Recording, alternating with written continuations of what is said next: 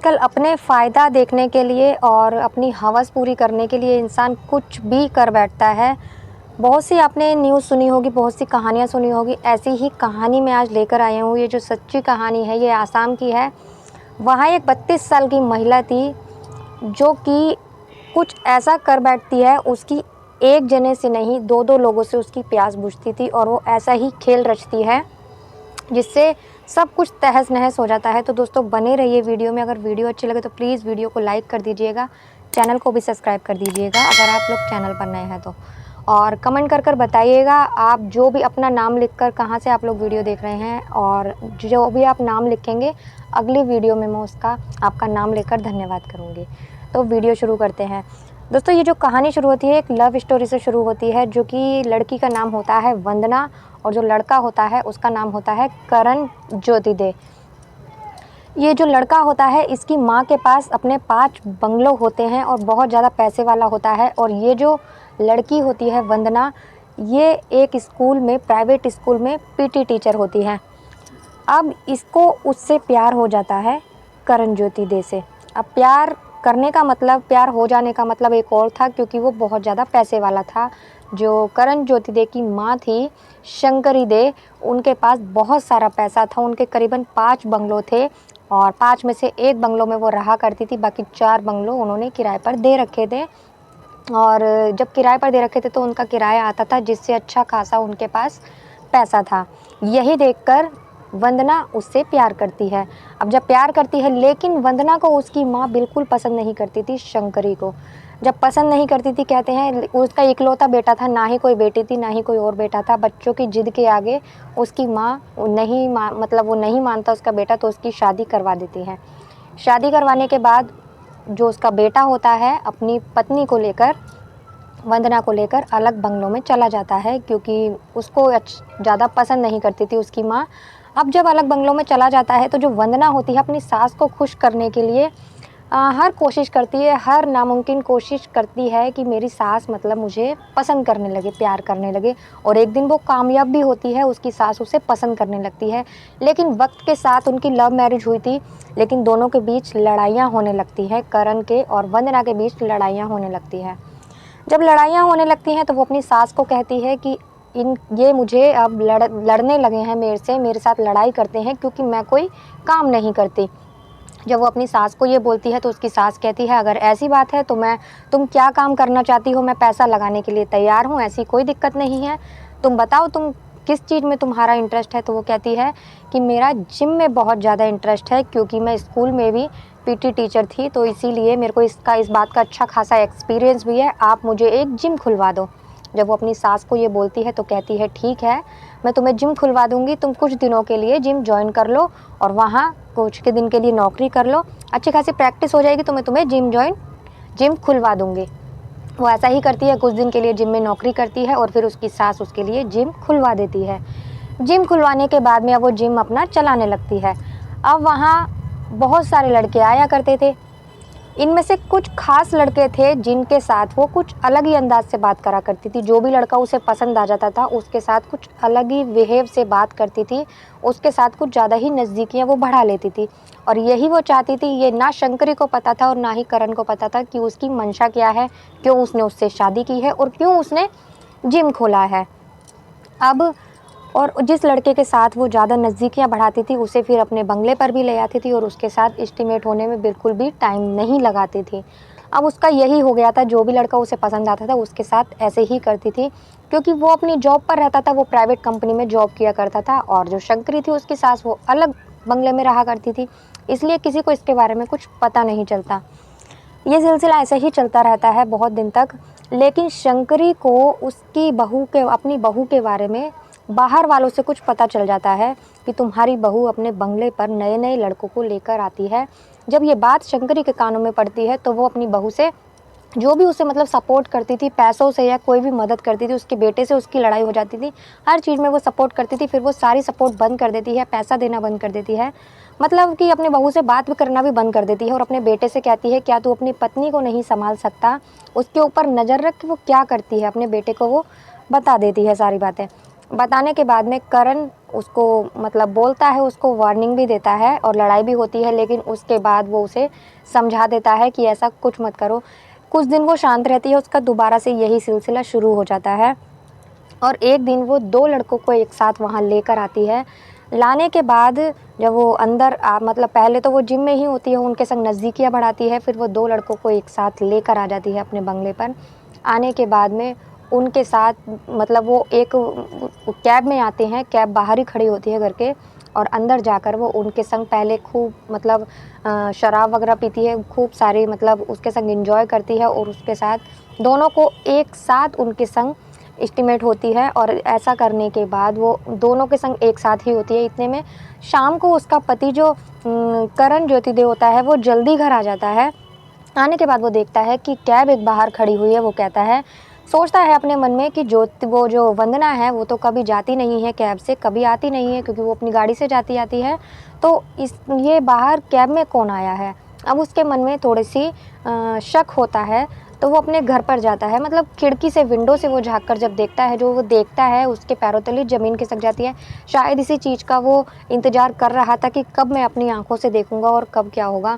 जब वो अंदर का नज़ारा देखता है तो उसकी आँखें फटी रह जाती हैं, क्योंकि वो अपनी पत्नी को और उन 2 आदमियों को आपत्तिजनक स्थिति में देख लेता है। अब जब वो देखता है तो ज़ोर-ज़ोर से अपनी पत्नी के ऊपर चिल्लाने लगता है, ज़ोर-ज़ोर से उसे डाँटने लगता है बाहर से ही। उसकी डाँट और आवाज़ सुनकर वो जो दोनों लड़के होते हैं वो वहाँ से भाग जाते हैं, अंदर कमरे में भाग जाते हैं, क्योंकि बंगला था वो बहुत बड़ा, उसमें भाग जाते हैं और वहाँ उसकी पत्नी रह जाती है। जब वो अपनी पत्नी को डाँटता है तो उसकी पत्नी उससे माफ़ी माँगती है और कहती है आगे से ऐसा नहीं होगा। जब लड़ाई चलती रहती है ये, लेकिन उस वक़्त करण के मन में शक आ चुका था और उसने अपनी पत्नी को देख लिया था। उसके बाद जो वंदना होती है, अब वो अपने पति जो होता है उसका, अब वो कहता है ये सब नहीं करने की और वो कहता है कि अब मुझे तुमसे तलाक चाहिए। तुम जैसी औरत को मैं अपने पास नहीं रख सकता, क्योंकि अगर तुमने अब तक ये काम नहीं छोड़ा है तो आगे तुम कभी नहीं छोड़ोगी। अब वो सोचती है, एक एक बार तो उसके मन में ख़्याल आता है कि मैं एलिमनी के तौर पर इससे काफ़ी सारी प्रॉपर्टी ले लूँगी। लेकिन ऐसा नहीं हो सकता था, क्योंकि जो भी बंगलो थे, जो भी प्रॉपर्टी थी, सारी करण की माँ के नाम यानी शंकरी देवी के नाम थी। तो ऐसा हो ही नहीं सकता था, क्योंकि उसके पति के नाम होगी तो ही उसे एलिमनी मिलेगी। जब उसे कुछ नहीं मिलता, उसे पता लगता है कि मुझे कुछ नहीं मिलेगा, तो वो एक काम करती है, जो उसके वही दोनों जिसके संग उसके पति ने उसे पकड़ा था, वही दोनों लड़के उससे बोलते हैं, तुम चिंता मत करो, हम ऐसा करेंगे तुम्हारे साथ मिलकर, किसी को खबर भी नहीं होगी और ये दोनों रास्ते से हट जाएंगे, फिर तो सब कुछ तुम्हारा ही होगा। अच्छा, जो वो एक बंगले में शंकरी रहती थी, एक बंगले में ये दोनों रहते थे और जो बाकी 3 बंगले थे उसमें जो किराएदार रहते थे वो किराएदार और कोई नहीं थे, शंकरी के भाई रहा करते थे। यानी कि जो करण के मामा वहाँ रहा करते थे, उसका मामा के बच्चे मामा वहाँ रहा करते थे और वो ही बंगलों का ध्यान रखा करते थे। वो सारे पैसे किराए वगैरह के शंकरी को दे दिया करते थे। अब एक दिन शाम हो जाती है, शंकरी और उसके मतलब करण दोनों ही गायब हो जाते हैं। तो जो वो होती है वंदना होती है, वो पुलिस स्टेशन जाती है और पुलिस स्टेशन में कहती है कि मेरी सास और मेरे पति दोनों गायब हो गए हैं, पता ही नहीं चल रहा कहाँ है, तो आप जल्दी से कंप्लेंट लिखिए। अब अकेली बहू थी, घर के दोनों लोग गायब हो चुके थे, तो पुलिस इतनी मतलब ज़्यादा छानबीन नहीं करती है। लेकिन वंदना जब बार-बार जाती है, कहती है कि मैं आगे तक जाऊँगी, मैं सीआईडी टीम से कंप्लेंट करूँगी, तो वो फिर छानबीन करना शुरू कर देते हैं। जब छानबीन करना शुरू करते हैं, तो वो जो वंदना होती है वो कहती है कि और जब वो गायब हो जाते हैं, तो वो जो वंदना होती है, तो वंदना उन्हीं के ऊपर शक जताती है, जो उसके मामा वगैरह होते हैं, कहती है कि यही लोग रहते हैं, इन्हीं को ही पता है। और छानबीन शुरू हो जाती है। छानबीन करने के बाद में कुछ उनका पता नहीं चलता कि कहाँ गए हैं, कहाँ नहीं गए हैं। उसके बाद और फिर जो वो बंगलों का किराया आता था, किराया वो अपने पास ही रखते थे। जब शंकरी गायब हो गई थी तो वो किराया अपने पास ही रखते थे। किराया किसको दे, पहले तो वो अपनी बहन को देता था किराया, शंकरी देवी को, जो करण का मामा था। अब वो किसी को नहीं देता, अपने पास रखता है। तो ये बात वंदना को बहुत बुरी लगती है और वो फिर पुलिस में जाकर उसके ही खिलाफ कंप्लेंट लिखवा देती है कि होना हो इन्हीं का ही हाथ है, क्योंकि अब ये पैसों में घपलेबाजी कर रहे हैं मामा, तो इन्होंने ही इनको गायब किया है ताकि इनको सारा पैसा मिल जाए। तो पुलिस वहाँ जाती है, वहाँ जाकर उनको पकड़ती है और उनसे पूछताछ शुरू कर देती है। जो उसके मामा होते हैं वो तो ज़्यादा पढ़े लिखे नहीं थे, लेकिन उनका जो बेटा था वो बहुत ज़्यादा पढ़ा लिखा था और उसके अंदर दिमाग भी कुछ ज़्यादा ही था। तो वो पुलिस को बोलता है कि मेरे को पता है वो हमारे ऊपर इल्ज़ाम लगा रही है। एक तो हम शुरू से देखभाल करते आए हैं उनकी प्रॉपर्टी की, सारे पैसों की कभी कोई गड़बड़ नहीं की, और उल्टा हमारे ऊपर ही इल्ज़ाम लगा रही है। सच बात तो ये है कि उसका कितने ही आदमियों के संग चक्कर चल रहा है और वो गलत काम करती है, हो ना हो उसी ने ही ये सब कुछ किया है। जब ऐसा बोला जाता है तो उसके जब जो भतीजा होता है शंकरी का, वो बोलता है कि बुआ के अकाउंट में से उनके गायब होने के बाद कितनी बार पैसे भी निकले हैं, तो किसने पैसे निकाले हैं। तो जो जाया जाता है उसके करीबन 5-6 अकाउंट थे शंकरी के। उन अकाउंटों को मतलब देखा जाता है तो उसमें सच में शंकरी के गायब होने के बाद में पैसे निकले होते हैं, करीबन 5-6 लाख रुपए निकले होते हैं 2-3 महीने के अंदर।